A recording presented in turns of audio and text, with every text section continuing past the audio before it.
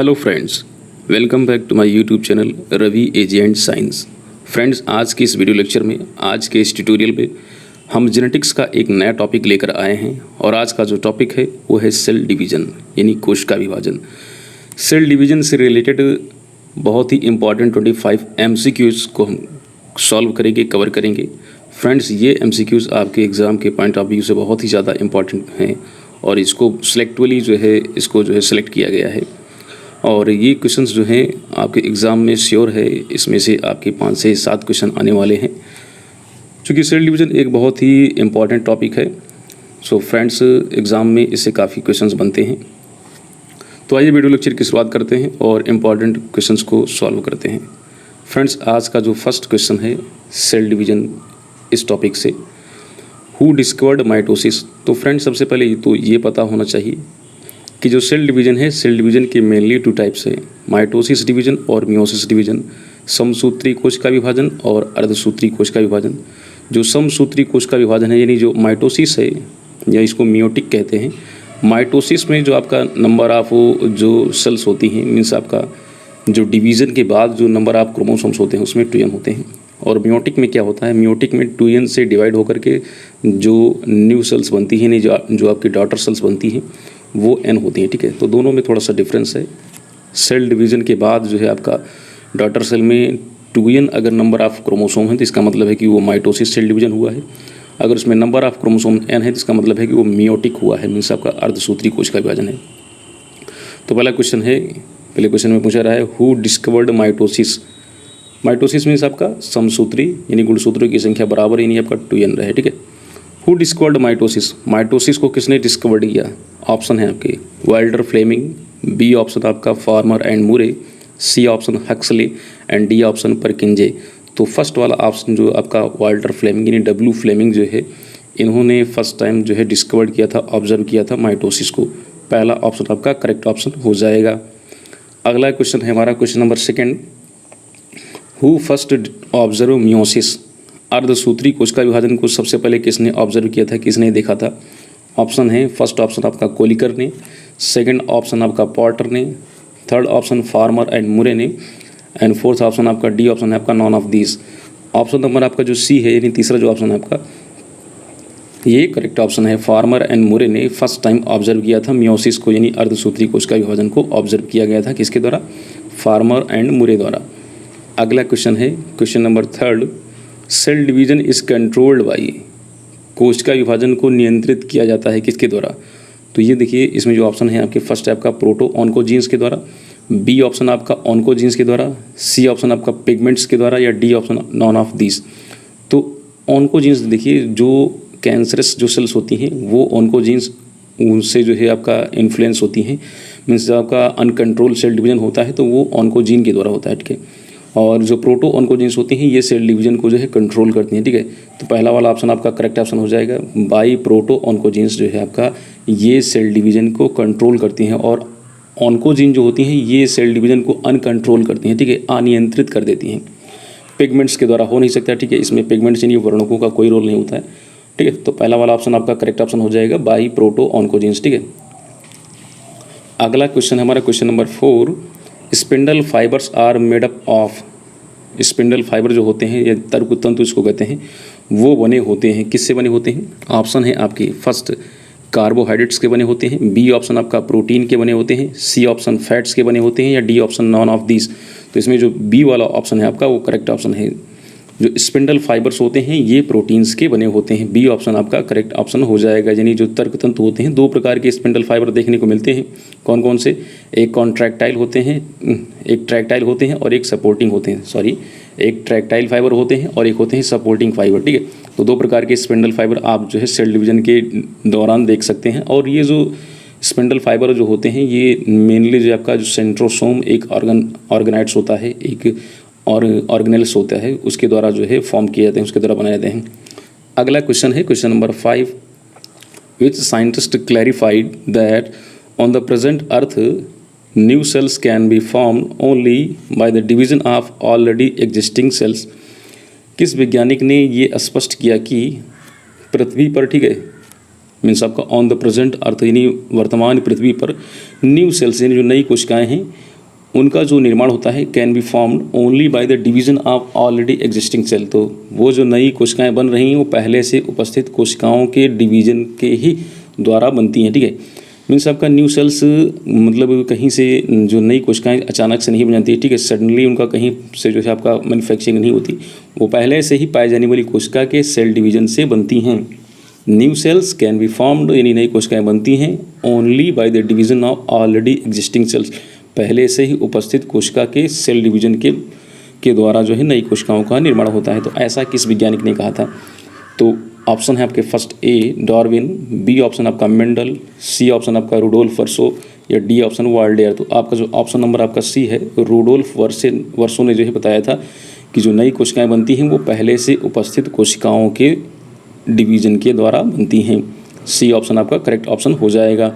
अगला क्वेश्चन है हमारा question number 6, in which of these body cell division is not possible.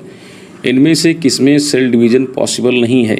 पहला A liver cell में, B option आपका रेड ब्लड सेल्स में यानी आरबीसी में, या सी ऑप्शन आपका अनस्टेड मसल सेल्स में, या डी ऑप्शन एपिथेलियम सेल में। तो आपका जो ऑप्शन नंबर आपका बी है ये करेक्ट ऑप्शन है। ऐसा इसलिए पॉसिबल है क्योंकि जो आरबीसी होते हैं यानी जो रेड ब्लड कार्पोसेल्स होते हैं या लाल रक्त कणिकाएँ होती हैं, इनमें न्यूक्लियस नहीं होता, इसमें वो केंद्रक नहीं पाया जाता, ठीक है। ये इनमें न्यूक्लियस यानी केंद्रक की प्रेजेंस नहीं होती, ठीक है। और जब न्यूक्लियस नहीं होगा तो सेल डिवीजन को हम कंसीडर कर ही नहीं सकते, यानी सेल डिवीजन तो हो ही नहीं सकता, ठीक है। क्योंकि सेल डिवीजन के दो फेजेस होते हैं, चाहे माइटोसिस हो चाहे म्योसिस हो, उसमें कैरियोकाइनेसिस होगा, साइटोकाइनेसिस होगा। पहले केंद्रक का विभाजन होगा कैरियोकाइनेसिस फेज के अंतर्गत, और फिर उसके बाद साइटोकाइनेसिस के इनके इस फेज के अंतर्गत आपका साइटोप्लाज्म का डिवीजन होगा। तो जब इसमें न्यूक्लियस पाया ही नहीं जाता तो कैरियोकाइनेसिस प्रोसेस जो है पॉसिबल है ही नहीं। हाँ, साइटोकाइनेसिस हो सकती है, लेकिन कैरियोकाइनेसिस का होना बहुत ही ज़्यादा जो है ज़रूरी है, ठीक है। तो इसमें जो आपका बी ऑप्शन आपका करेक्ट ऑप्शन हो जाएगा, यानी जो आरबीसी होते हैं यानी रेड ब्लड जो सेल्स होते हैं, इनमें सेल डिवीजन पॉसिबल नहीं है। ऑप्शन नंबर आपका बी करेक्ट ऑप्शन हो जाएगा। अगला हमारा question number 7, which of the following has pair of homologous chromosome. इनमें से कौन है जिसमें कि समजात गुणसूत्र पाए जाते हैं, यानी समजात गुणसूत्रों के जोड़े पाए जाते हैं। Which of the following has pair of homologous chromosome, इसमें से वो कौन है जिसमें समजात गुणसूत्रों के पेयर से नहीं जोड़े पाए जाते हैं? स्पर्म है, ठीक है, बी ऑप्शन आपका जाइगोट है, सी ऑप्शन एग है, या D option none of these. तो स्पर्म और एग जो है ये दो ऑप्शन हैं। स्पर्म जो है आपका ये आपका मेल गैमेट होता है, ठीक है। एनिमल्स की बात करें, एनिमल्स में ये मेल गैमेट होता है, और जो एग है ये फीमेल गैमेट होता है, ठीक है। तो मेल और फीमेल गैमेट में तो ऑलरेडी जो है जो नंबर ऑफ क्रोमोसोम होते हैं वो हाफ होते हैं। जाइगोट, हाँ, मेल और फीमेल जब मिलते हैं, मेल और फीमेल गैमेट का जब फ्यूज़न होता है, मीन्स आपका जब फर्टिलाइजेशन होता है, मीन्स आपका ये एन और एन जब मिल जाते हैं तो 2n फेज बनती है, इसे कहते हैं जाइगोट कहते हैं, जिसे युग्मनज कहते हैं। तो आपका जो ऑप्शन है आपका बी करेक्ट ऑप्शन हो जाएगा। इसमें एक आपका हाफ इसमें से आते हैं नंबर, हाफ इसमें से आते हैं, हाफ स्पर्म से आते हैं, हाफ एग सेल से आते हैं, ठीक है। तो मीन्स इसमें देख सकते हैं कि आपका n+n पाया जाता है, कहने का मतलब है कि इसमें पेयरिंग पाई जाती है, ठीक है। ये एक पेयर हो गया, ठीक है। हाफ इसका से आ गया, इसमें से आया, स्पर्म से आया, और हाफ इसमें से आया, एग से आया। तो n+n, n इसमें से आएगा और n इसमें से आएगा, मीन्स कह सकते हैं कि जो जाइगोट होता है, जाइगोट में होमोलोगस क्रोमोसोम की पेयरिंग होती है, ठीक है। क्योंकि ये दो गैमेट से मिलकर बना होता है, स्पर्म और एग से मिलकर बना होता है जाइगोट, ठीक है। तो आपका ऑप्शन आपका बी करेक्ट हो जाएगा, इसमें होमोलोगस क्रोमोसोम की पेयर्स पाए जाते हैं, ठीक है। बी ऑप्शन आपका करेक्ट ऑप्शन हो जाएगा। अगला क्वेश्चन है हमारा question number 8, in which of process meiosis division occur. Meiosis division जो है किस प्रक्रिया में देखने को मिलता है? तो इसमें कुछ इवेंट्स दी गई हैं, कुछ घटनाएं दी गई हैं। तो पूछ रहा है किसमें जो है आपका अर्धसूत्री कोश का विभाजन होता है। तो अर्धसूत्री कोश का विभाजन होता है एम्ब्रियोनिक डेवलपमेंट में होता है, बी ऑप्शन आपका गैमेटोजेनेसिस में होता है, सी ऑप्शन आपका ग्रोथ फेज में होता है, या डी ऑप्शन आपका रीजनरेशन में होता है। तो देखिए इसमें जो दो ऑप्शन है आपके ग्रोथ फेज और रीजनरेशन, ये दोनों जो है आपका, और साथ साथ ये वाला आपका एम्ब्रियोनिक डेवलपमेंट, ये तीन जो है इसमें तो आपकी माइटोसिस होता है, इसमें समसूत्री कोश का विभाजन होता है इसमें, ठीक है। इसमें होता है माइटोसिस, इसमें होता है समसूत्री कोश का विभाजन, ठीक है। तो शेष आपका ऑप्शन बचा आपका बी वाला। तो बी वाला जो ऑप्शन है आपका गैमेटोजेनेसिस, इसमें गैमेट का फॉर्मेशन होता है। इस गैमेटोजेनेसिस प्रोसेस के माध्यम से अगर मेल है तो उसमें आपका स्पर्मेटोजेनेसिस होता है, और अगर फीमेल है तो इसमें आपका ओवोजेनेसिस होता है, ठीक है। अगर फीमेल है तो उसमें oogenesis होगा। तो स्पर्मेटोजेनेसिस इवेंट के थ्रू जो है इसमें स्पर्म का फॉर्मेशन होगा और जो आपका n नंबर ऑफ क्रोमोसोम वाला होगा, और oogenesis इवेंट के थ्रू जो है इसमें आपका एग या ओवा का फॉर्मेशन होगा और इसमें भी आपका नंबर ऑफ क्रोमोसोम n ही होंगे, ठीक है। तो जिसमें हमने बताया था कि जिसमें नंबर ऑफ क्रोमोसोम की संख्या n हो, ठीक है, वो जो है आपका मियोसिस डिवीजन के फलस्वरूप जो है उनका फॉर्मेशन होता है। मीन्स आपका उसमें अर्धसूत्री कोश का विभाजन हुआ है, ये हम मान के चलते हैं, ठीक है। तो बी ऑप्शन आपका करेक्ट ऑप्शन हो जाएगा। फिर से देख ले क्वेश्चन क्या है। क्वेश्चन था कि in which of process meiosis division अगर, यानी किस प्रक्रिया में अर्धसूत्री कोश का विभाजन घटित होता है। ऑप्शन आपका बी करेक्ट हो जाएगा, गैमेटोजेनेसिस, यानी युग्मक जनन। मेल और फीमेल गैमेट बनने की जो प्रोसेस होती है उसे ही कहते हैं गैमेटोजेनेसिस, ठीक है। बी ऑप्शन आपका करेक्ट हो जाएगा। अगला क्वेश्चन हमारा question number 9, in which period cell growth mainly अगर, किस अवधि में जो कोशिका वृद्धि होती है मुख्यतः घटित होती है, ठीक है। In which period cell growth mainly अगर, किस पीरियड में यानी किस अवधि में जो सेल ग्रोथ होती है यानी कोशिका वृद्धि होती है मेनली यानी मुख्य रूप से घटित होती है। तो आपके ऑप्शन है G1 में मेन ग्रोथ होती है, या G2 में होती है, या फिर S फेज़ में होती है, या फिर आपका D यानी डिवीजन फेज यानी M फेज़ में होती है। तो इसमें जो ऑप्शन आपका फर्स्ट है आपका G1 फेज़, ये आपका करेक्ट ऑप्शन हो जाएगा। G1 जो फेज़ है, G1 फेज़ में आपका देखिए सेल साइकिल ये पूरा कंप्लीट जो है इनको मिला करके सेल साइकिल होती है G1 S G2, ये तो इंटरफेज होती हैं। और जो डिवीजन फेज है इसको M फेज़ कहते हैं, ठीक है। ये जो है आपका इसमें आपके कैरियोकाइनेसिस और साइटोकाइनेसिस होते हैं, ठीक है। तो चारों स्टेप्स को मिला लें, चारों फेज़ को मिला लें तो ये पूरा मिल करके सेल साइकिल को क्रिएट करते हैं, कोशिका चक्र को बनाते हैं, ठीक है। इसमें पहला वाला जो ऑप्शन है आपका ये करेक्ट ऑप्शन हो जाएगा, वो G1 है। G1 में मेजरली जो है इसमें प्रोटीन और आरएनए का सिंथेसिस होता है, और जो बहुत सारे जो ऑर्गेनेल्स होते हैं, कोशिकांग होते हैं, वो भी इसी में जो है आपका डेवलप हो जाते हैं, ठीक है। तो फर्स्ट ऑप्शन आपका करेक्ट ऑप्शन हो जाएगा, ठीक है। मेन जो ग्रोथ होती है वो G1 फेज़ में होती है, ठीक है। अगला क्वेश्चन हमारा question number 10, what is the approximate thickness of chromosome as a result of complete condensation. What is the approximate thickness of chromosome as a result of complete condensation. जब पूर्ण जो है संघनन हो जाता है क्रोमोसोम का, गुणसूत्रों का, तो जो अनुमानतः जो उसकी जो मोटाई होती है किसकी, गुणसूत्रों की, वो कितनी होती है। यानी जब फुल कंडेंसेशन हो जाएगा, कंप्लीट कंडेंसेशन हो जाएगा, तो गुणसूत्र की थिकनेस कितनी होती है। 700 nm होती है, 30 nm होती है, या 1400 nm होती है, या 2000 nm होती है, ठीक है। कितने नैनोमीटर में पाई जाती है। तो आपका जो ऑप्शन आपका सी है करेक्ट ऑप्शन है। यानी जो क्रोमोसोम गुणसूत्र होते हैं, गुणसूत्रों की जो थिकनेस होती है आपका 1400 nm होती है। और डीएनए की सबको पता होगा डीएनए की थिकनेस कितनी होती है। डीएनए जो होता है वो होता है 2 nm, ठीक है। वो डीएनए होता है 2 nm, और गुणसूत्र कितना है 1400 nm, ठीक है। तो इसको याद रखिएगा। ऑप्शन आपका सी ऑप्शन करेक्ट हो जाएगा। 1400 nm जो है आपका कंप्लीट कंडेंसेशन जब क्रोमोसोम का हो जाता है तो उसकी थिकनेस होती है। सी ऑप्शन आपका करेक्ट ऑप्शन हो जाएगा। अगला क्वेश्चन है क्वेश्चन नंबर आपका 11, when does the process of crossing over take place. Crossing over यानी जो विनिमय वाली जो प्रोसेस है, ठीक है, या इसको हिंदी में एक दूसरा नाम भी पारगमन कहते हैं। विनिमय या पारगमन, ये जो प्रोसेस है वो कहाँ पर घटित होती है। तो फर्स्ट ऑप्शन है आपका in the anaphase of first meiosis. In the anaphase of first meiosis, यानी जो पहला जो देखिए मियोसिस जो आपका सेल डिवीजन जो है आपका अर्धसूत्री कोश का विभाजन बहुत ही लंबी फेज होती है, ठीक है, बहुत ही लंबी डिवीजन होता है, ठीक है। तो इसलिए इसको हम दो भागों में डिवाइड कर देते हैं। मियोसिस यानी अर्धसूत्री कोश का विभाजन को दो भागों में डिवाइड कर दिया जाता है। कौन कौन से दो भाग हैं, meiosis first and meiosis second. Meiosis first and meiosis second, ठीक है, दो भागों में इसको डिवाइड कर दिया जाता है। तो ये कह रहे हैं कि क्या कह रहा है कि when does the process of crossing over take place. Crossing over कब जो है घटित होती है। तो पहला ऑप्शन है हमारा in the anaphase of first meiosis, यानी पहली वाली मियोसिस। हमने बताया कि मियोसिस दो भागों में कंप्लीट होगी, meiosis first and meiosis second. तो ये कह रहे हैं कि मियोसिस फर्स्ट के एनाफेज में, पहला फर्स्ट ऑप्शन हो गया मियोसिस फर्स्ट के एनाफेज में।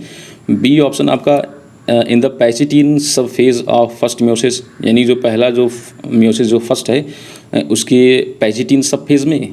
या सी ऑप्शन है आपका इन द सेकंड मियोसिस में, या in the prophase of mitosis, या फिर जो है आपका माइटोसिस के। तो ये माइटोसिस तो इसमें कभी आ ही नहीं सकता, ये तो एकदम सीधा गलत ऑप्शन है आपका, ठीक है। माइटोसिस मियोसिस को पूछ रहे हैं, माइटोसिस को इन्वॉल्व कर रहे हैं, ठीक है। तो आपका ये डी वाला तो एकदम सीधा गलत हो जाएगा। इन द सेकेंड मियोसिस में भी नहीं होगा, 2 ऑप्शन आपके गलत हो गए। इन द पैचिटिन सब फेज ऑफ फर्स्ट मियोसिस, आपका ये बी वाला ऑप्शन आपका करेक्ट ऑप्शन हो जाएगा, ठीक है। जो फर्स्ट मियोसिस होता है उसका जो पैचिटिन सब फेज है, इसी में जो है क्रॉसिंग ओवर जो है इवेंट जो है देखने को मिलती है, ठीक है। क्रॉसिंग ओवर कहाँ पर होती है, बी ऑप्शन आपका करेक्ट ऑप्शन है, इन द पैचिटिन सब phase of the first meiosis, ठीक है। पहला जो मियोसिस फर्स्ट है उसके पैचिटिन सब फेज में देखने को मिलता है, बी ऑप्शन आपका करेक्ट ऑप्शन हो जाएगा। अगला क्वेश्चन है question number 12, the number of chromosome in the human genome. मानव का जो जीनोम होता है उसमें गुणसूत्र कितने होते हैं, गुणसूत्रों की संख्या कितनी होती है। तो सबसे पहले पता होना चाहिए कि जो 46 जो है आपका 46 ये टोटल नंबर ऑफ क्रोमोसोम होते हैं, ठीक है। ये 2n नंबर होता है, ठीक है। 2n नंबर कितना होता है ह्यूमन में, 46 गुणसूत्र पाए जाते हैं मानव में, ठीक है। और देखिए जीनोम क्या है, तो जीनोम जो आपका जो हाफ नंबर ऑफ जो सेल्स होते हैं, हाफ नंबर ऑफ सेल्स नहीं क्रोमोसोम, हाफ नंबर ऑफ जो क्रोमोसोम्स जो होता है उसे ही जीनोम कहते हैं, ठीक है। जीनोम में क्या, a haploid set of chromosome is known as genome, ये इसकी डेफिनेशन है कि गुणसूत्रों के अगुणित समुच्चय को, यानी जो हैप्लॉइड नंबर होता है, हैप्लॉइड नंबर मीन्स आपका n नंबर, तो 2n नंबर आपका 46 है, तो n नंबर कितना होगा, n नंबर होगा आपका 23 होगा, ठीक है। 23 जो है आपका बी वाला ऑप्शन आपका करेक्ट ऑप्शन हो जाएगा। तो जीनोम को एक बार फिर समझ लेते हैं। जीनोम गुणसूत्रों के अगुणित समुच्चय को, हैप्लॉइड सेट ऑफ क्रोमोसोम, गुणसूत्रों के अगुणित समुच्चय को जीनोम कहते हैं, ठीक है।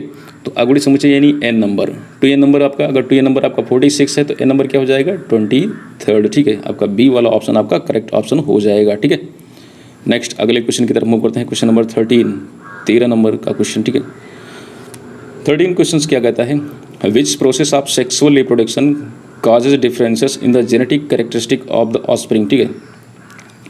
लैंगिक जनन की किस प्रक्रिया में, ठीक है, लैंगिक जनन की किस प्रक्रिया में जो अनुवांशिक लक्षण होते हैं उनमें जो है डिफरेंसेस यानी उनमें विभिन्नता जो है जंतुओं में या संततियों में देखने को मिलती है। लैंगिक जनन की किस प्रवस्था में या किस घटना में संततियों में डिफरेंसेस यानी कह सकते हैं विभिन्नता देखने को मिलती है, ठीक है। जो अनुवांशिक लक्षण होते हैं, अनुवांशिक लक्षण में जो डिफरेंस यानी विभिन्नता जो होती है वो लैंगिक जनन के किस प्रोसेस में, किस प्रक्रिया में देखने को मिलती है, ठीक है। कौन सी प्रक्रिया है, कौन सी प्रोसेस है कि जो डिफरेंसेस को क्रिएट करती है सेक्सुअल रिप्रोडक्शन के ड्यूरिंग, ठीक है। तो आपका फर्स्ट ऑप्शन है आपका गैमेटोजेनेसिस जो प्रोसेस होती रहती है तो उस समय जो है आपका डिफरेंसेस होते हैं, ठीक है। बी ऑप्शन आपका क्रॉसिंग ओवर की वजह से डिफरेंसेस हो जाते हैं, सी ऑप्शन आपका इनब्रीडिंग की वजह से डिफरेंसेस हो जाते हैं, या डी ऑप्शन आपका ऑल दीज। तो एथेंटिक जो आपका हमारा जो ऑप्शन होगा आपका वो बी ऑप्शन हो जाएगा, क्रॉसिंग ओवर। क्रॉसिंग ओवर में क्या होता है, इसमें जो होमोलोगस क्रोमोसोम्स होते हैं, ठीक है, होमोलोगस क्रोमोसोम्स के नॉन सिस्टर क्रोमेटिड्स जो होते हैं उनके फ्रैगमेंट्स का, उनके खंडों की एक्सचेंजिंग हो जाती है, इसे ही क्रॉसिंग ओवर कहते हैं, ठीक है। तो उनके खंड जो है एक्सचेंज हो जाते हैं, यही क्रॉसिंग ओवर कहलाती है। इसके कारण डिफरेंसेस देखने को मिलते हैं सेक्सुअल रिप्रोडक्शन में, तो बी ऑप्शन आपका करेक्ट ऑप्शन हो जाएगा, क्रॉसिंग ओवर, ठीक है। अगला क्वेश्चन हमारा question number 14, if it is assume, यदि ऐसा माना जाए कि that a bacterial cell divide in 1 minute, यदि ऐसा मान लिया जाए कि बैक्टीरियल सेल यानी जो जीवाणु कोशिका है वो 1 मिनट में डिवाइड होती है, and it takes 1 hour to fill a cup, और यह 1 घंटा जो है 1 कप को फिल करने में समय लेती है, ठीक है। 1 मिनट में इसमें 1 डिवीज़न होता है और 1 कप को भरने में, ठीक है, it takes 1 hour to fill a cup, 1 cup को भरने में इसमें 1 घंटा का समय लगता है, ठीक है। How long will it take to fill half a cup, ये कह रहा है कि आधा कप भरने के लिए कितना समय लगेगा। तो फ्रेंड्स आपको पता होना चाहिए कि यानी जो आपका जो माइटोसिस सेल डिवीजन चल रहा है, ठीक है, जो समसूत्री कोशिका विभाजन जो हो रहा है, ठीक है, जैसे एक कोशिका है, ठीक है, एक कोशिका से 2 कोशिकाएँ बनी, ठीक है, ठीक है, एक कोशिका से 2 कोशिकाएँ बनी, 2 कोशिका से 4 कोशिकाएँ बनी, ठीक है। तो अगर कह रहा है कि एक कोशिका से अगर एक कोशिका को डिवाइड होने में 1 मिनट का समय लग रहा है, ठीक है, तो मान लीजिए जो आपका कप है उस कप में 2 कोशिकाएँ जब डिवाइड 2 कोशिकाएँ डिवाइड हो जाती हैं, ठीक है, 2 क्या कहें 4, ठीक है। मान लीजिए इसमें 4 कोशिकाएँ इसमें फिल होती हैं, ठीक है, इसमें कितनी कोशिकाएँ फिल होती हैं, इसमें होती हैं 4, ठीक है। तो मान के चलिए अगर 1 डिवीजन होता है, ठीक है, 1 डिवीजन हुआ तो 2 कोशिकाएँ बनी, तो 4 कोशिकाएँ बनने में कितना समय लगेगा, ठीक है, तो 1 मिनट का और समय लग जाएगा, ठीक है, यानी डबल होने में 1 मिनट का समय और लगेगा, ठीक है। यानी एक कोशिका से 2 कोशिकाएँ बनी, 1 मिनट का समय लगा, अब 2 से 4 बनेंगी, यानी डबल होने में कितना समय लग रहा है, डबल होने में समय लगेगा 1 मिनट का और समय लग जाएगा, ठीक है। तो ये कह रहा है कि जब 1 घंटा लग रहा है, ठीक है, 1 आवर लग रहा है कप को फिल करने में, ठीक है, तो हाफ को जो है जस्ट 1 मिनट कम लगेगा उससे, तो आपका ऑप्शन कौन सा सही हो जाएगा, पहला ऑप्शन है आपका 29 मिनट्स, सेकंड ऑप्शन आपका 30 मिनट्स और थर्ड ऑप्शन है आपका 59 मिनट्स, ठीक है। तो ये वाला ऑप्शन आपका करेक्ट ऑप्शन हो जाएगा, ठीक है। 1 मिनट में 59 से जैसे ही 1 मिनट होगा तो एक डिवीजन और हो जाएगा, तो हाफ से सभी अगर एक एक बार डिवाइड होंगे तो हाफ से फुल हो जाएगा, ठीक है। तो आपका 59 मिनट्स आपका ये करेक्ट ऑप्शन हो जाएगा, सी वाला ऑप्शन, ठीक है। अगला क्वेश्चन हमारा question number 15, in cell division the cell organelle producing spindle fibre is, ठीक है। कह रहे हैं कि सेल डिवीजन में सेल जो ऑर्गेनल होता है या सेल ऑर्गेनाइड्स होता है ये प्रोड्यूस करता है स्पिंडल फाइबर को, तो कौन सा है भाई वो कोशिकांग? लाइसोसोम के द्वारा प्रोड्यूस होता है, बी ऑप्शन आपका राइबोसोम के द्वारा होता है, सी ऑप्शन आपका सेंट्रोसोम के द्वारा होता है, या D option none of these. तो इसमें जो ऑप्शन नंबर आपका जो सी है सेंट्रोसोम, ये करेक्ट ऑप्शन है, ठीक है। ठीक है, ना तो इसमें लाइसोसोम का कोई इन्वॉल्वेशन है ना तो राइबोसोम का, ठीक है। सेंट्रोसोम के द्वारा स्पिंडल फाइबर फॉर्मेशन होता है, ठीक है। स्पिंडल फाइबर फॉर्मेशन किसके द्वारा होता है? सेंट्रोसोम के द्वारा। तो आपका ऑप्शन नंबर आपका सी करेक्ट ऑप्शन हो जाएगा। अगला क्वेश्चन है question number 16, which stage of the cell cycle is the shortest. पूछ रहे हैं कि इसमें सेल साइकिल यानी कोशिका चक्र की कौन सी अवस्था सबसे छोटी अवस्था होती है, ठीक है। तो G1, G2 और S ये तीनों इसमें नहीं इंक्लूड होंगे। आपका M फेज़ आपका ये करेक्ट ऑप्शन हो जाएगा, ठीक है। M फेज़ जो होती है यानी जो माइटोटिक जो फेज़ होता है, ठीक है, या मियोटिक जो फेज़ होता है जिसमें आपका डिवीजन होता है, कैरियोकाइनेसिस साइटोकाइनेसिस होते हैं, ये सबसे छोटी प्रवस्था होती है, ठीक है। सेल साइकिल की सबसे छोटी प्रवस्था M फेज़ होती है, ठीक है। डी ऑप्शन आपका करेक्ट ऑप्शन हो जाएगा। अगला क्वेश्चन है question number 17, in animal cells cytoplasmic division यानी साइटोकाइनेसिस टेक प्लेस।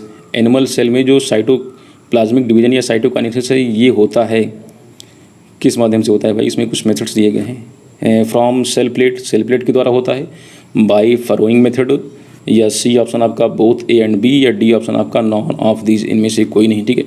तो जो सेल प्लेट मेथड है, ठीक है, सेल प्लेट मेथड्स के द्वारा प्लांट में होता है, ठीक है। और जो फरोइंग मेथड है इसके द्वारा एनिमल में होता है। तो एनिमल में पूछ रहा है, ठीक है, तो एनिमल में पूछ रहा है तो आपका बी वाला ऑप्शन करेक्ट ऑप्शन हो जाएगा। फरोइंग मेथड से, ठीक है, या इनवेजिनेशन मेथड भी कह सकते हैं, इसको अंतर्वलन विधि भी कहते हैं, ठीक है। ठीक है, तो बी ऑप्शन आपका करेक्ट ऑप्शन हो जाएगा, बाई फरोइंग मेथड, ठीक है। एनिमल में जो साइटोप्लाज्मिक जो एनिमल में जो आपका साइटोप्लाज्म का जो डिवीजन होता है या साइटोकाइनेसिस होता है वो होता है बाई फरोइंग मेथड से। बी ऑप्शन आपका करेक्ट ऑप्शन हो जाएगा। अगला क्वेश्चन है हमारा question number 18, how many cells are formed from one cells in meiosis. एक मियोसिस में एक अर्धसूत्री कोशिका विभाजन में कितनी कोशिकाएं बनती हैं? यानी एक अर्धसूत्री कोशिका विभाजन हुआ तो इसको फ्रेंड्स सबको पता होना चाहिए। जैसे ये सेल है, ठीक है, नंबर ऑफ क्रोमोसोम इसमें 2n है, तो चूँकि 2 बार डिवीजन होता है तो फर्स्ट जो डिवीजन होगा तो ये 2n से nn में डिवाइड हो जाएंगे, फिर से एक बार डिवीजन और होता है तो फिर n ये हो जाएंगे, ठीक है। तो इस प्रकार से एक से जो है आपका ये 4 कोशिकाएँ बनती हैं, ठीक है। कितनी बनेंगी? 4, ठीक है। आपका ऑप्शन आपका जो सी वाला ये करेक्ट ऑप्शन हो जाएगा। मियोसिस में एक कोशिका से 4 कोशिकाएं बनती हैं, आपका सी वाला ऑप्शन आपका करेक्ट ऑप्शन हो जाएगा, ठीक है। अगले क्वेश्चन की तरफ चलते हैं, क्वेश्चन नंबर 19, 19वां नंबर का question, what are synthesized in G one phase. जीवन फेज में किसका संश्लेषण होता है? जो जीवन फेज होता है आपका ग्रोथ फेज, ठीक है, उसमें किसका संश्लेषण होता है? उसमें ऑप्शन आपके दिए गए हैं, डीएनए, आरएनए एंड प्रोटीन का संश्लेषण होता है, बी ऑप्शन आपका आरएनए एंड डीएनए का संश्लेषण होता है, सी ऑप्शन आपका डीएनए एंड हिस्टोन का संश्लेषण होता है, या डी ऑप्शन आपका प्रोटीन एंड आरएनए का संश्लेषण होता है। तो आपका ऑप्शन नंबर जो आपका डी है ये आपका करेक्ट ऑप्शन है। मेजरली इसमें आपका प्रोटीन और आरएनए का संश्लेषण होता है जीवन में, ठीक है। जीवन की बात आती है यस, ठीक है, जीवन के बाद एस फेज आती है। एस फेज में आपका डीएनए का मेजरली संश्लेषण होता है, ठीक है। और भी जो है ऑर्गेनाइड्स या फिर और भी जो है कह सकते हैं कंपोनेंट्स का सिंथेसिस होता है, लेकिन मेजरली आपका जीवन में प्रोटीन और आरएनए का, एस में जो है आपका डीएनए का, ठीक है। और जो G2 होता है, G2 में इन केस अगर किसी का संश्लेषण अभी इनकम्प्लीट है तो उसको कंप्लीट किया जाता है इसको, ठीक है, तो उसका कंप्लीशन होता है, ठीक है। जो इम्परफेक्ट है, ठीक है, जो जिसका अभी संश्लेषण नहीं हुआ, सिंथेसिस नहीं हुई, तो उसको कंप्लीट किया जाता है G2 में, ठीक है। तो G1 में आपका प्रोटीन और आरएनए का, एस में आपका डीएनए का, और G2 में प्रोटीन का भी होता है, आरएनए का भी होता है, डीएनए का भी होता है, मतलब इनका कंप्लीशन होता है, ठीक है, ये कंप्लीट होते हैं। अगर इन केस अगर संश्लेषण थोड़ा बहुत अगर छूट गया है, अधूरा रह गया है, तो उसको कंप्लीट किया जाएगा, ठीक है। ऑप्शन आपका डी वाला करेक्ट हो जाएगा, आरएनए और प्रोटीन, ठीक है। अगला क्वेश्चन हमारा क्वेश्चन नंबर 20, साइटोकाइनेसिस इज, ठीक है। साइटोकाइनेसिस यानी कोशिका द्रव्य विभाजन है। क्या है कोशिका द्रव्य विभाजन? डिवीजन ऑफ साइटोप्लाज्म है, ठीक है, कोशिका द्रव्य का विभाजन कोशिका द्रव्य विभाजन कहलाता है, या डिवीजन ऑफ न्यूक्लियस है, ठीक है, केंद्रक के विभाजन को साइटोकाइनेसिस कहते हैं, या सी ऑप्शन आपका डिवीजन ऑफ क्रोमोसोम यानी गुणसूत्रों के विभाजन को कहते हैं साइटोकाइनेसिस, या डी ऑप्शन आपका नॉन ऑफ दीज। तो साइटोकाइनेसिस मीन्स आपका डिवीजन ऑफ साइटोप्लाज्म यानी कोशिका द्रव्य के विभाजन को ही साइटोकाइनेसिस कहते हैं। एनिमल में होता है फरोइंग मेथड से साइटोकाइनेसिस और प्लांट में होता है सेल प्लेट मेथड से, ठीक है। अगला क्वेश्चन है हमारा question number 21 number question, meiosis is clearly visible, ठीक है। मियोसिस जो होता है वो स्पष्टता दिखाई देता है, कहाँ पर दिखाई देता है, इसको आप कहाँ पर देख सकते हैं। फर्स्ट ऑप्शन है आपका एंथर वाल में, ठीक है, बी ऑप्शन आपका गैमेट में देख सकते हैं, सी ऑप्शन आपका माइक्रोस्पोरेंजियम में, या डी ऑप्शन आपका नॉन ऑफ दीज। तो जहाँ पर गैमेट का फॉर्मेशन होता है वहीं पर आप आसानी से देख सकते हैं। तो ऑलरेडी गैमेट तो बनी गया है, तो इसमें आप कहाँ देखेंगे, ठीक है, एंथर वाल में भी आप नहीं देख सकते हैं, वाल में कहाँ दिखाई देगा, माइक्रोस्पोरेंजियम आपका करेक्ट ऑप्शन हो जाएगा। माइक्रोस्पोरेंजियम में माइक्रोस्पोर बनते हैं, ठीक है। माइक्रोस्पोर यानी आपका मेल गैमेट का फॉर्मेशन होता है, ठीक है। तो मेल गैमेट फॉर्मेशन होता है कहाँ पर होता है, माइक्रोस्पोरेंजियम में होता है, ठीक है, लघु बीजाणुधानी में, ठीक है। इसे आप देख सकते हैं लघु बीजाणुधानी में यानी सी में। फिर से एक बार क्वेश्चन को देख लेते हैं, क्वेश्चन क्या था, meiosis is clearly visible. Meiosis यानी अर्धसूत्री कोशिका विभाजन स्पष्टता दिखाई देता है, तो कहाँ दिखाई देगा, सी ऑप्शन आपका माइक्रोस्पोरेंजियम में, ठीक है, लघु बीजाणुधानी में, इसको आप क्लियरली विजिबल कर सकते हैं, ठीक है। अगला क्वेश्चन है हमारा क्वेश्चन नंबर आपका 22, the longest phase in meiosis is, ठीक है, मियोसिस की सबसे लंबी फेज या प्रवस्था कौन सी है भाई। तो आपके ऑप्शन हैं प्रोफेज है, बी ऑप्शन आपका मेटाफेज है, सी ऑप्शन आपका एनाफेज है, या डी ऑप्शन आपका टीलोफेज है। मियोसिस को पूछना है तो मियोसिस की सबसे बड़ी फेज कौन सी है, प्रोफेज है, ठीक है, ठीक है, वो है प्रोफेज। आपका फर्स्ट ऑप्शन आपका करेक्ट ऑप्शन हो जाएगा। पूर्वा अवस्था यानी प्रोफेज जो है आपका सबसे लंबी फेज होती है आपका मियोसिस में, ठीक है। अगला हमारा क्वेश्चन है क्वेश्चन आपका 23, phragmoplast is essential in cytoplasmic division, ठीक है। फ्रैग्मोप्लास्ट एसेंशियल है किसमें, साइटोप्लाज्मिक डिवीजन में, किसके साइटोप्लाज्मिक डिवीजन में फ्रैग्मोप्लास्ट की आवश्यकता होती है। तो phragmoplast is essential in cytoplasmic division, आपके ऑप्शन हैं कि जो एनिमल सेल का जब डिवीजन होता है तो उसमें फ्रैग्मोप्लास्ट की आवश्यकता होती है, बी ऑप्शन आपका प्लांट सेल में, या सी ऑप्शन आपका बोथ ए एंड बी, या डी ऑप्शन आपका नॉन ऑफ दीज। तो आपका जो फ्रैग्मोप्लास्ट जो बनता है ये आपका जब सेल प्लेट के माध्यम से जब आपका साइटोकाइनेसिस डिवीजन जब हो रहा होता है तो उस समय जो है फ्रैग्मोप्लास्ट की आवश्यकता होती है, ठीक है। ये कुछ फ्रैग्मोप्लास्ट क्या होते हैं, ये कुछ माइक्रोट्यूब्यूल्स के या गोल्जी बॉडीज़ के कुछ छोटे छोटे टुकड़े होते हैं, इनको फ्रैग्मोप्लास्ट कहते हैं। ये जो है आपका जो मेटा प्लेट होती है वहाँ पर आकर के एक्यूमुलेट हो जाते हैं, ठीक है, और एक प्लेट का फॉर्मेशन करते हैं, ठीक है। तो ये जो छोटे छोटे जो फ्रैगमेंट्स होते हैं, खंड होते हैं, इसे ही फ्रैग्मोप्लास्ट कहते हैं। किस में देखने को मिलते हैं, प्लांट सेल में, ठीक है, बी ऑप्शन आपका करेक्ट ऑप्शन। अगला क्वेश्चन हमारा question number 24, division of nucleus is called, यानी केंद्रक के विभाजन को क्या कहते हैं, ठीक है। एकदम सिंपल सा क्वेश्चन है। आपके ऑप्शन है साइटोकाइनेसिस कहते हैं, बी ऑप्शन आपका कैरोकाइनेसिस कहते हैं, सी ऑप्शन आपका स्पोरोजेनेसिस कहते हैं, या डी ऑप्शन आपका स्पर्मेटोजेनेसिस कहते हैं। तो आपका ऑप्शन नंबर आपका बी करेक्ट ऑप्शन है।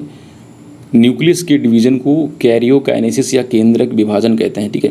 कैरियोकाइनेसिस आपका बी ऑप्शन आपका करेक्ट ऑप्शन हो जाएगा। अगला क्वेश्चन है हमारा क्वेश्चन नंबर आपका 25, बहुत ही इंपॉर्टेंट क्वेश्चन है, ये लास्ट क्वेश्चन है और काफ़ी इंपॉर्टेंट है, ठीक है। How many mitotic division will take place in the formation of 128 cells from one cell, यानी एक कोशिका से 128 कोशिका बनने के लिए कितने समसूत्री कोशिका विभाजन होंगे, ठीक है। समझ रहे हैं ना, 128 कोशिका बनने के लिए किससे बन रही है, 128 कोशिका एक कोशिका से बन रही है, ठीक है। तो कितनी बार डिवीज़न करना पड़ेगा, ठीक है, कितनी बार डिवीज़न करना पड़ेगा। एक मिनट, इसमें सारे ऑप्शन गलत हैं, ठीक है, इसको करेक्ट करना पड़ेगा। चलिए इसमें ऑप्शन हम सही कर दे रहे हैं, इसको यहाँ पर इसको 2 हटा दे रहे हैं और इसको यहाँ से हम 4 हटा दे रहे हैं, ठीक है। तो ये 6 हो गया, ये 7 हो गया और ये 32 और ये इसको हम 8 कर दिए, ठीक है, अब सही है, ठीक है। अब इस तरीके से इसको ऑप्शन को बना लीजिएगा। वैसे इसमें काफ़ी ज़्यादा मिस प्रिंटिंग हो गई थी। तो how many mitotic division will take place in the formation of 128 cells from one cell, ठीक है। 128 कोशिका बनने के लिए किसमें अर्ध समसूत्री कोशिका विभाजन के द्वारा एक कोशिका से 128 बनने के लिए कितनी बार जो है आपका माइटोटिक डिवीज़न करना पड़ेगा, ठीक है। तो इसको देख लेते हैं, थोड़ा सा एकदम सिंपल सी बात है। एक मिनट ज़रा इसको नीचे देखते हैं। देखिए एक बार जैसे एक कोशिका, ठीक है, एक कोशिका से एक बार डिवीज़न होगा तो 1 से 2 कोशिका बनी, ठीक है। एक बार डिवीज़न हो गया, दूसरी बार डिवीज़न होगा तो ये 2 से आपका 4 हो गई, ठीक है, ठीक है, 2 से ये दूसरी बार हो गया, ठीक है। और नेक्स्ट तीसरी बार करेंगे तो इसको थोड़ा सा कैलकुलेट कर लेते हैं, यानी एक बार डिवीजन होगा तो 2 होगा, ठीक है। इसको लिख लेते हैं यहाँ पर, एक बार डिवीजन होगा तो 2 बनेंगी, दूसरी बार डिवीजन होगा तो 4 बनेंगी, तीसरी बार डिवीजन होगा तो कितनी बनेंगी, 8 बनेंगी, चौथी बार डिवीजन होगा तो कितनी बनेंगी, 16 बनेंगी, पांचवी बार डिवीजन होगा तो कितनी बनेंगी, 32 बनेंगी, छठी बार डिवीजन होगा तो कितनी बनेंगी, 64 बनेंगी, और सातवीं बार डिवीजन होगा तो कितनी बनेंगी, 128 बनेंगी, ठीक है। तो 128 बनने के लिए 7 बार डिवीजन करना पड़ेगा। देखिए ऑप्शन कौन सा सही है इसमें, ठीक है। आपका जो है हमने बताया था कि ये गलत है इनको, तो इसको हमने इसको कट किया था यहाँ पर, इसको इस तरीके से, इसको 6 मान लीजिए, इसको 7 मान लीजिए, ठीक है, और इसको मान लीजिए कि इसको मान लीजिए, ठीक है, इसको चलिए रहने दीजिए, इसको 32 रहने दीजिए, इसको 8 मान लीजिए, ठीक है, इस तरीके से, ठीक है। इसको 6 मान लीजिए, इसको 7, इसको 8 और इसको 32, ठीक है। तो कितनी बार करना था, इसमें 7 बार करना था, तो आपका ऑप्शन नंबर आपका डी हो जाएगा। इस ऑप्शन को सही कर लीजिएगा, इसमें 27 नहीं बल्कि 7 रखना है, ठीक है। तो आपका ऑप्शन नंबर आपका डी आपका करेक्ट ऑप्शन हो जाएगा। तो फ्रेंड्स ये थे बहुत ही इंपॉर्टेंट 25 MCQs सेल डिवीजन से रिलेटेड, और मुझे उम्मीद है कि ये जो क्वेश्चंस कवर किए गए हैं इस वीडियो लेक्चर में आपके एग्जाम के पॉइंट ऑफ व्यू से बहुत ज़्यादा इंपॉर्टेंट होंगे, ठीक है। साथ ही साथ जो भी आप कॉम्पिटिटिव एग्जामिनेशन की तैयारी कर रहे हैं, ठीक है, ना कि केवल आपके जो बोर्ड एग्जाम है इसमें, बल्कि आपके एग्रीकल्चर के कॉम्पिटिटिव एग्जाम्स में, या फिर ये सेल डिवीजन चैप्टर तो आपका जो है जो बायोलॉजी वाले बच्चे हैं उनके लिए भी उतना ही ज़्यादा इंपॉर्टेंट है, ठीक है। तो उनके भी लिए काफ़ी ज़्यादा जो है इन्फॉर्मेटिव या काफ़ी ज़्यादा इंपॉर्टेंट होने वाला है, ठीक है। तो फ्रेंड्स जल्द ही एक नए वीडियो के साथ आपसे मुलाकात करते हैं, तब तक के लिए जय हिंद।